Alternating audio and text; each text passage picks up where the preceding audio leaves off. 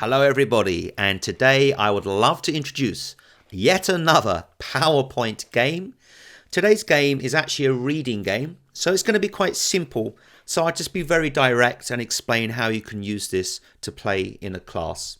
Now the game that I've made here is being designed to work with class sizes of around 10 to 15 students.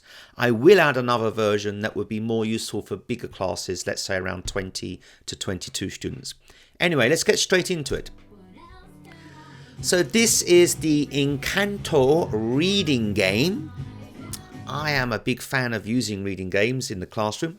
So what you do is you get everybody to stand up and then make an order. You could go from the front or the back, choose the student to go first, and then they take a turn one by one, and they have to read either a word or a sentence that you have made from the template that is this game. So for example, we have welcome. All you need to do is just click on the rounded rectangular box, and that's going to reveal a picture behind, and in this case we've got continue to stand up. I've put Korean language in there. You can delete that out and put another language in if you like. Next one we got here is, next student takes a turn to the family. Welcome to the family. Let's just click on this one.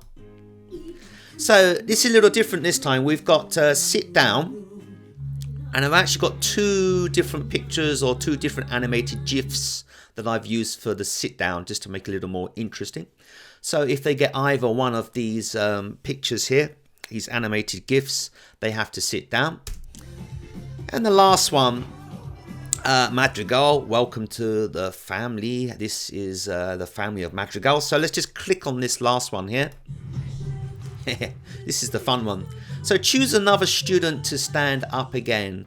If this is revealed by the student choosing the word or the sentence, they can actually choose another one of the students who is currently sitting down to stand up and come back into the game.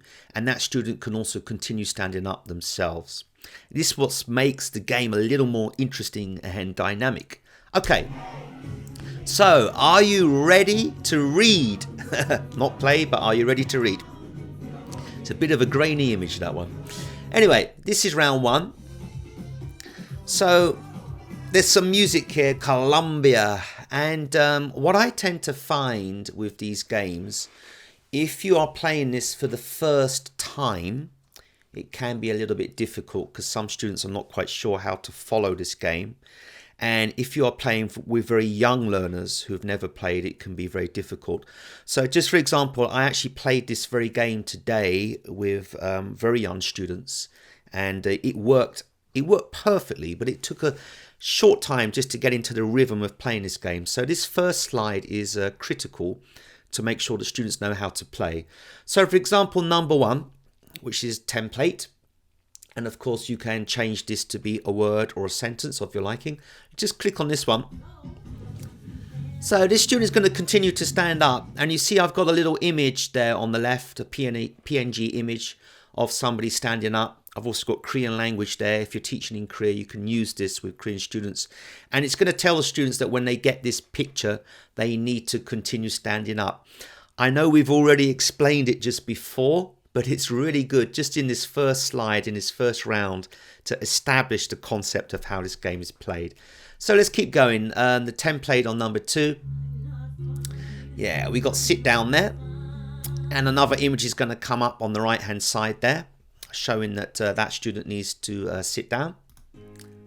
So number three, so sit down. So we've got a different animated GIF there. And the same again, there's an image on the left hand side indicating to sit down. Number four, continue to stand up. Same thing with the same image for standing up. Number five, stand up again. And then the last one, number six, so click on this one. Yeah, choose another student to stand up again. And I put some images on the bottom right hand side there. There's a PNG image of someone standing up, and then a kind of green circular, do it again one more time, and Korean language there also to indicate that the student needs to stand up again. If you're not working in Korean schools, you could delete that, or you could add in the language that you are using. So that's the first round there. So 2 students are going to end up sitting down, and 1 student is going to have a chance to choose another student to stand up again. So that's round 1. Just go to round 2 here, and then you just keep playing the game in the same way. On the second slide, I haven't got any of those PNG images on the left or the right hand side. So just go through this game and just play round by round. And what I'm going to point out, I think it's on the 7th round. Let me explain how this game works. As I will say, the notes that I put in these games can be very useful. They're useful for me a lot of the time when I'm using these games. So by round 7, if you have 10 students in a class, this would most likely be the last round. If you have 10 students by this slide, all of the students are going to be sitting down. Well, there'll be one last student who will be the winner. However, if you have a bigger class of 15 students, just keep on going for 3 more slides. And then round 10, this should be the final round for a class of around 15 students. So if you're going to do 7 rounds for 10 students, you can just delete out the next 3 slides. Or if you want to, what you could do is just use those 3 slides anyway. And then what you can do is just go back to the beginning of the game and play again. That's something I tend to do quite a lot. And when we get to the final round, just let me show you this one. We have some different music on the final round. And we have a big final round writing flying across the screen there. So yeah, the 10th slide here is the final round. So stand up, sit down, stand up. And that is it. Okay, so it's quite simple really. I've got a nice ending slide here. The end and some different music. And go ahead and say thank you to everyone for playing so nicely. Anyway, so this is a template, as it always is with these games. So all you need to do is writing whatever you want. So let's just say something very simple. Let's just say like it was fruits, for example. You might put something like apple, orange, you know, something simple like this.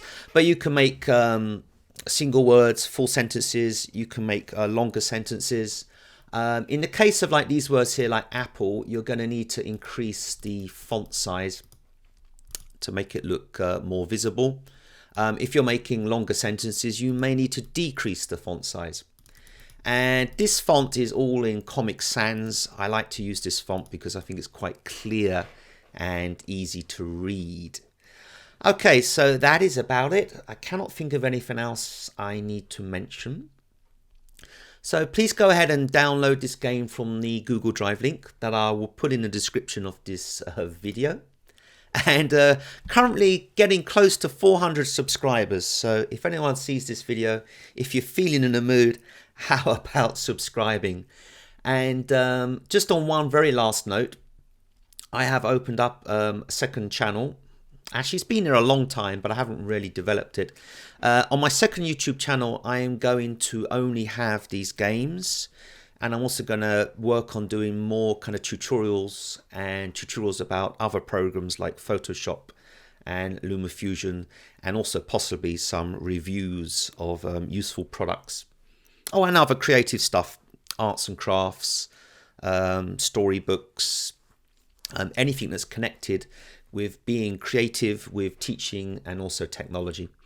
So really, that is it now. I really cannot think of anything else I need to add here.